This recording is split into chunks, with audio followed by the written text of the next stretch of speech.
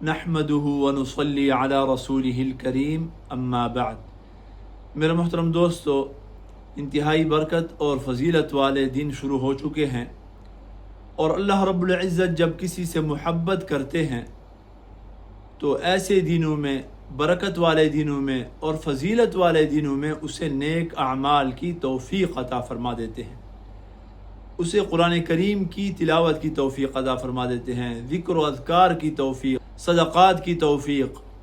اور مسجد میں زیادہ وقت رہنے کی توفیق عطا فرما دیتے ہیں۔ یہ اس بات کی علامت ہوتی ہے کہ اللہ رب العزت اس سے محبت فرماتے ہیں، اور اگر خدا نخواستہ ایسے دنوں میں کوئی انسان نیک اعمال کی طرف متوجہ نہیں ہوتا،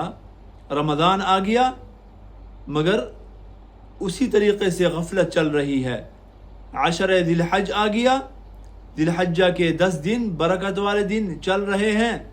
پھر بھی کوئی فرق نہیں آیا، اسی طریقے سے روٹین چل رہا ہے، نہ عبادت میں فرق، نہ گناہوں کے چھوڑنے میں فرق، بس جیسے پہلے چل رہا تھا اسی طریقے سے چل رہا ہے، بلکہ گناہوں میں اللہ نہ کرے مشغول ہو گیا ہے، تو پھر یہ اس بات کی علامت ہے کہ اس بندے سے اللہ رب العزت ناراض ہیں۔ بہت ہی خطرناک بات ہے، انسان کو ڈرنا چاہیے، ہر انسان اپنا محاسبہ کرے، ادھر ادھر نہ دیکھے کہ میری کیا حالت ہے۔ ذی الحجہ شروع ہو گیا، جس کے بارے میں رسول اللہ صلی اللہ علیہ وسلم فرما گئے ہیں کہ سال کے افضل ترین دن ہیں، سب سے بہترین دن ہیں،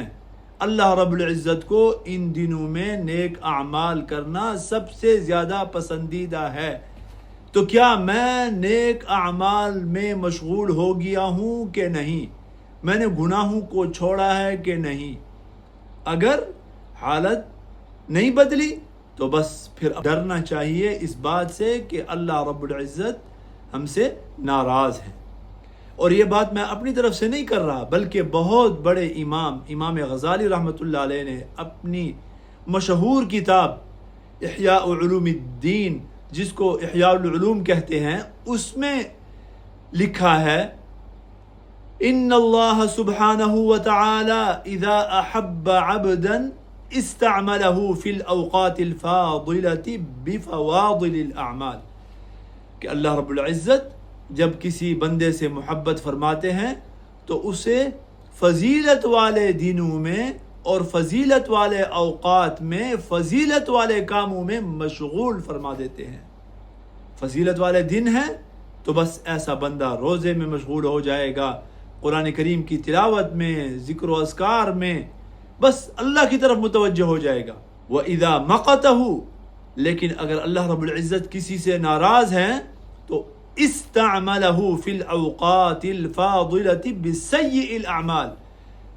تو اللہ رب العزت ایسے شخص کو اتنے مبارک دنوں میں، رمضان کے دنوں میں، عشرہ ذی الحجہ میں، اتنے بڑے دنوں میں گناہوں میں مشغول فرما دیں گے اور برے اعمال میں لگا دیں گے۔ اور یہ کیوں؟ لیکون ذلک اوجع فی عقابہ وَأَشَدَّ لِمَقْتِهِ، ایسے دنوں کی بندہ حرمت پامال کرے گا تو اللہ رب العزت سے ناراض ہے، ایسے بندے سے غصہ ہے، تو اللہ رب العزت کا جو غصہ ہے اور اس غصے کے نتیجے میں، ناراضگی کے نتیجے میں جو اس کو سزا دی جائے گی وہ اور زیادہ دردناک سزا ہوگی۔ وَأَشَدَّ لِمَقْتِهِ، اور اللہ رب العزت کی جو ناراضگی ہے وہ اور زیادہ سخت ہو جائے گی۔ کیوں؟ لحرمانہ برکت الوقت وانتہاکہ حرمت الوقت، کہ اس کو اس برکت والے وقت سے محروم کر دیا، اس کے اندر نیکیوں سے محروم کر دیا، اور ان برکت والے وقتوں کی اس کو لاج رکھنی چاہیے تھی، ان دنوں سے اس کو حیا کرنا چاہیے تھا، مگر اس نے حیا نہیں کیا اور اس نے ان کی بے حرمتی کی، تو اللہ تعالیٰ کا جو غصہ ہوگا اور ناراضگی ہوگی وہ اور زیادہ سخت ہو جائے گی، اور اس کے مقابلے میں جو عذاب دیا جائے گا وہ اور زیادہ دردناک ہوگا۔ کتنی سخت بات ہے میرے محترم دوستو۔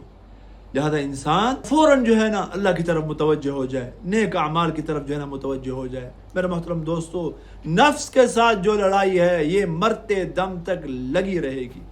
کوئی انسان ایک حالت میں نہیں رہ سکتا۔ یہ تو اللہ رب العزت کی مہربانی ہے کہ اللہ رب العزت بار بار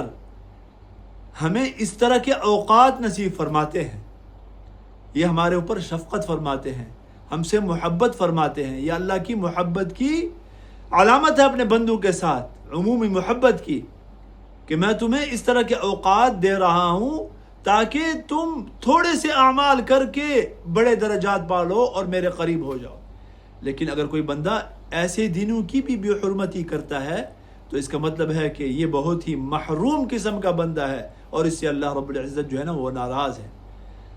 اللہ رب العزت ہمیں